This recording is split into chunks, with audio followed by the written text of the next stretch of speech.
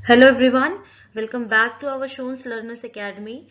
आज हम स्टार्ट कर रहे हैं daily GK small power dose. बहुत ही स्मॉल है बट बहुत इफेक्टिव है, और अगर आप रोज रोज इसको करेंगे तो बहुत बेनिफिशियल होगा आपके लिए। तो आइए स्टार्ट करते हैं। आवर फर्स्ट क्वेश्चन इज, हाल ही में किस देश ने पशुवध पर प्रतिबंध लगाया है? हाल ही में किस देश ने पशुवध पर प्रतिबंध लगाया है? और ऑप्शंस है आपके मालदीव, म्यांमार, नेपाल या फिर श्रीलंका। ध्यान से क्वेश्चन को देखिए और सुनिए। हाल ही में किस देश ने पशुवध पर प्रतिबंध लगाया है? ऑप्शंस है मालदीव, म्यांमार, नेपाल या फिर श्रीलंका। तो आइए इसका सही उत्तर आपको बता दें। राइट आंसर है श्रीलंका। याद कर लीजिए, राइट आंसर है श्रीलंका। श्रीलंका ऐसा देश है जिसने हाल ही में पशुवध पर प्रतिबंध लगाया हुआ है। ठीक है, नेक्स्ट क्वेश्चन ले लेते हैं हम। हमारा नेक्स्ट क्वेश्चन है, निम्नलिखित में से कौन सा राज्य भारतवर्ष में रबर की खेती के लिए प्रसिद्ध है? क्वेश्चन को ध्यान से सुनिए। निम्नलिखित में से कौन सा राज्य है भारतवर्ष का जो रबर की खेती के लिए प्रसिद्ध है? और ऑप्शन है आपके कर्नाटक, उड़ीसा, केरल या फिर आंध्र प्रदेश। ठीक है, सभी साउथ के हैं। आपको बताना है कि रबर की खेती के लिए सबसे प्रसिद्ध राज्य भारतवर्ष का कौन सा है। तो सही उत्तर आपको बता दें, सही आंसर है केरल।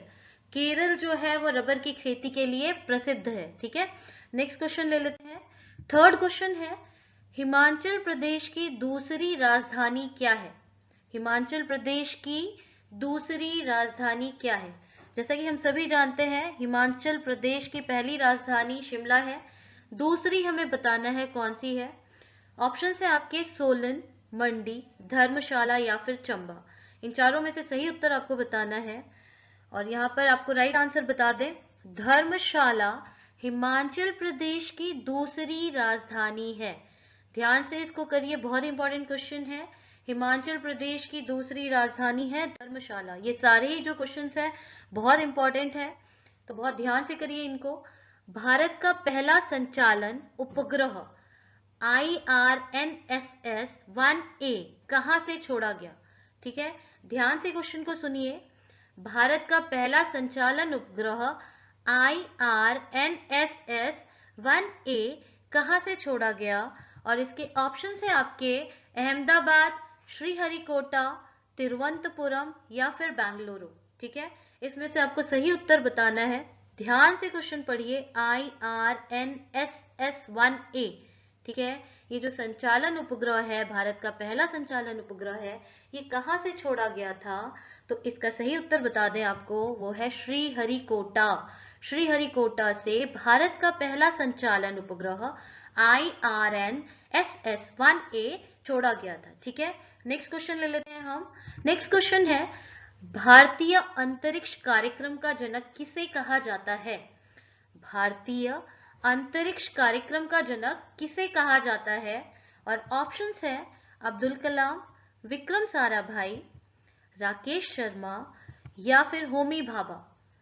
चारों ऑप्शन को ध्यान से देखिए। अब्दुल कलाम, विक्रम साराभाई, राकेश शर्मा या फिर होमी भाभा। भारतीय अंतरिक्ष कार्यक्रम का जनक किसे कहा जाता है? तो सही उत्तर आपको बता दें, विक्रम साराभाई। विक्रम साराभाई को भारतीय अंतरिक्ष कार्यक्रम का जनक कहा जाता है। ठीक है, तो ध्यान से याद कर लीजिए, बहुत ही इंपॉर्टेंट क्वेश्चंस है। शिखा टंडन किस खेल के लिए प्रसिद्ध है? शिखा टंडन किस खेल के लिए प्रसिद्ध है? ऑप्शंस हैं टेनिस, तैराकी, शतरंज या फिर गोल्फ। ठीक है, बहुत ही आसान सा प्रश्न है और इसका उत्तर है तैराकी। शिखा टंडन जो है वो तैराकी, स्विमिंग के लिए, स्विमिंग के खेल के लिए प्रसिद्ध है। ठीक है, नेक्स्ट क्वेश्चन ले लेते हैं हम। ब्रह्म समाज के संस्थापक कौन है? आपको यहां पर बताना है, ब्रह्म समाज के संस्थापक कौन है? पहला है आपका दयानंद सरस्वती, दूसरा ऑप्शन है राजा राम मोहन राय, तीसरा ऑप्शन है आपका महात्मा गांधी और चौथा ऑप्शन है आपका लोकमान्य तिलक। इनमें से कौन थे जिन्होंने ब्रह्म समाज की स्थापना की थी? तो सही उत्तर आपको बता दें, राजा राम मोहन रॉय इन्होंने ब्रह्म समाज की स्थापना की थी। ठीक है, राजा राम मोहन राय, इन्होंने ब्रह्म समाज की स्थापना की थी। तो नेक्स्ट क्वेश्चन ले लेते हैं। नेक्स्ट क्वेश्चन है, जब ईस्ट इंडिया कंपनी का गठन हुआ था उस समय भारत का मुगल बादशाह कौन था? ठीक है, क्वेश्चन है, जब ईस्ट इंडिया कंपनी का गठन हुआ था उस समय भारत का मुगल बादशाह कौन था, ये आपको बताना है। ऑप्शन है जहांगीर, हुमायूं, औरंगजेब या फिर अकबर। ठीक है, चारों ऑप्शन को ध्यान से देखिए और आपको बताना है यहाँ पर जब ईस्ट इंडिया कंपनी का भारत में गठन हुआ था तो उस समय यहाँ का मुगल बादशाह कौन था। ठीक है, तो ऑप्शन जहांगीर, हुमायूं, औरंगजेब, अकबर। तो इसका सही उत्तर आपको बता दें, सही आंसर है अकबर। अकबर था मुगल बादशाह यहाँ का जब ईस्ट इंडिया कंपनी का गठन हुआ था। ठीक है, नेक्स्ट क्वेश्चन ले लेते हैं हम। भारत के उच्चतम न्यायालय में न्यायाधीशों की संख्या में वृद्धि करने की शक्ति किसमें निहित है? मतलब भारत के जो उच्चतम न्यायालय में न्यायाधीश होते हैं, जो जजों की संख्या होती है, उसकी वृद्धि कौन उसकी जो है संख्या को बढ़ा सकता है, किसके पास ये शक्ति निहित होती है? ठीक है, तो ऑप्शंस ले लीजिए। भारत का राष्ट्रपति, विधि आयोग, भारत का मुख्य न्यायमूर्ति या फिर संसद। किसके पास जो है ये शक्ति होती है जो न्यायाधीशों की संख्या को उच्च न्यायालय में बढ़ा सकता है?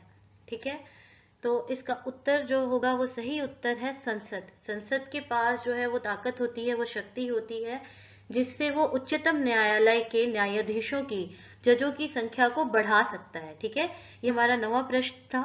और आज के पावर डोज का जो लास्ट क्वेश्चन है, द अल्टीमेट गोल पुस्तक के लेखक कौन है, ये आपको बताना है। द अल्टीमेट गोल पुस्तक के लेखक कौन है? रामचंद्र गुहा, चेतन आनंद, विक्रम सूद या फिर चेतन भगत। ठीक है, इसमें से आपको सही उत्तर बताना है। ऑप्शंस एक बार फिर से देख लीजिए, रामचंद्र गुहा, चेतन आनंद, विक्रम सूद या फिर चेतन भगत। इनमें से कौन है द अल्टीमेट गोल पुस्तक के लेखक? तो सही उत्तर आपको बता दें, विक्रम सूद। विक्रम सूद जो है, देखिए द यहाँ पे फिनिश हो रहा है, the ultimate goal, Vikram Sood the ultimate goal. ठीक है, इसके लेखक है। इस तरीके से आप इसको याद कर सकते हैं। तो ये आज के हमारे 10 क्वेश्चंस थे। पावरफुल डोज जो है, अगर आप डेली इन क्वेश्चंस की प्रैक्टिस करेंगे, अगर आप रोज 10 क्वेश्चंस की भी प्रैक्टिस करते हैं तो आप देखेंगे लॉन्ग टर्म में आपको बहुत सारे क्वेश्चंस जो है वो अच्छे से लर्न हो जाएंगे।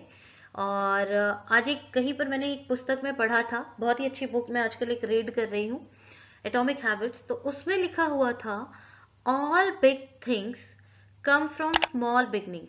ठीक है, all big things come from small beginning. शुरुआत तो करिए आप। ठीक है, शुरुआत कीजिए, अपने आप जो है आप अपने गोल को अचीव कर पाएंगे। पहले छोटी छोटी चीजों से आप शुरुआत करिए। ठीक है, तो थैंक्स फॉर वॉचिंग।